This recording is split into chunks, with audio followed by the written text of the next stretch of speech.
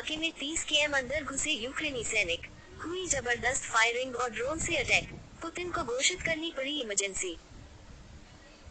युद्धों का अध्ययन करने वाले स्वतंत्र संस्थान institute for study of war (ISW) ने कहा है कि यूक्रेनी सैनिक टैंक और बख्तरबंद वाहनों सहित रूसी क्षेत्र में घुसे हैं और निश्चित रूप से ऐसा लगता है कि वे उस क्षेत्र को नियंत्रित कर रहे हैं।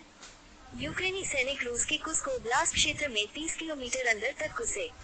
Subscribe to notifications. यूक्रेन और रूस के बीच पिछले करीब 2.5 वर्षों से चल रही जंग में उस वक्त बड़ा मोड़ आ गया जब यूक्रेन की सेना अंतर्राष्ट्रीय सीमा पार करके रूसी क्षेत्र में 30 किलोमीटर से अधिक अंदर घुस गई। करीब 1000 से अधिक यूक्रेनी सैनिक उत्तर पूर्व यूक्रेन के सुमी ओब्लास्ट क्षेत्र से रूसी सीमा में घुसे और उसके कुस्क ओब्लास्ट क्षेत्र पर कब्जा कर लिया। कीव ने दुश्मन के इलाके में जबरदस्त आर्टिलरी फायर और ड्रोन हमले किए। यूक्रेनी सेना की यह कार्रवाई रूस के लिए एक बड़ा झटका है। मॉस्को अब यूक्रेनी सेना को और आगे बढ़ने से रोकने के लिए इलाके में अपने सैनिकों की तैनाती बढ़ा रहा है। यूक्रेन के इस ऑपरेशन का उद्देश्य स्पष्ट नहीं है, लेकिन फरवरी 2022 में युद्ध शुरू होने के बाद से व्लादिमीर पुतिन और रूस के सामने उसने ये सबसे बड़ी चुनौती पेश की है, जहां यूक्रेन ने अपने इस आक्रामक रुख पर काफी हद तक चुप्पी साध रखा है। इस बीच रूस ने कुस्क ओब्लास्ट क्षेत्र में इमरजेंसी की घोषणा की है और इलाके की रक्षा के लिए सैनिकों की संख्या बढ़ाई है। युद्धों का अध्ययन करने वाले स्वतंत्र संस्थान institute for study of war (ISW) ने कहा है कि यूक्रेनी सैनिक टैंक और बख्तरबंद वाहनों सहित रूसी क्षेत्र में घुसे हैं और निश्चित रूप से ऐसा लगता है कि वे उस क्षेत्र को नियंत्रित कर रहे हैं।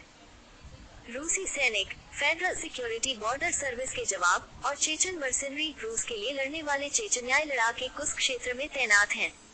यूक्रेनी सैनिक उनके सुरक्षा घेरे को तोड़ने और आगे बढ़ने में सफल रहे।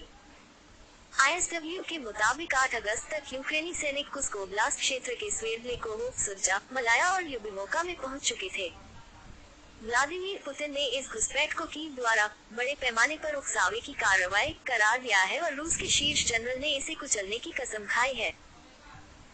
इधर यूक्रेन के रक्षा बलों ने 7 अगस्त को एक वीडियो जारी किया, जिसमें Russian federal security border service के जवानों को कुस्क क्षेत्र में सुरजा बॉर्डर क्रॉसिंग पर आत्मसमर्पण करते हुए दिखाया गया है।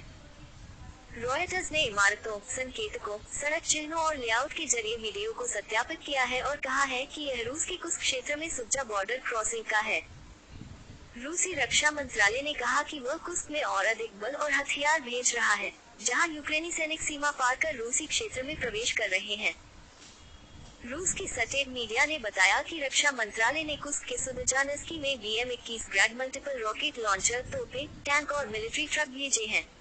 ऐसा प्रतीत होता है कि यूक्रेन ने इस क्षेत्र में हमला करके रूसी सैनिकों को चौंका दिया। कुस्क में लड़ाई धीरे धीरे परमाणु ऊर्जा संयंत्र के करीब पहुंच गई है, जिससे संयुक्त राष्ट्र परमाणु एजेंसी को एक बयान जारी करना पड़ा, जिसमें दोनों पक्षों से अधिकतम संयम बरतने का आग्रह किया गया है। अंतर्राष्ट्रीय परमाणु ऊर्जा एजेंसी IAEA के प्रमुख राफेल ग्रोसी ने दोनों पक्षों से गंभीर रेडियोलॉजिकल परिणामों की संभावना वाले परमाणु दुर्घटना से बचने के लिए उपाय करने की अपील की है।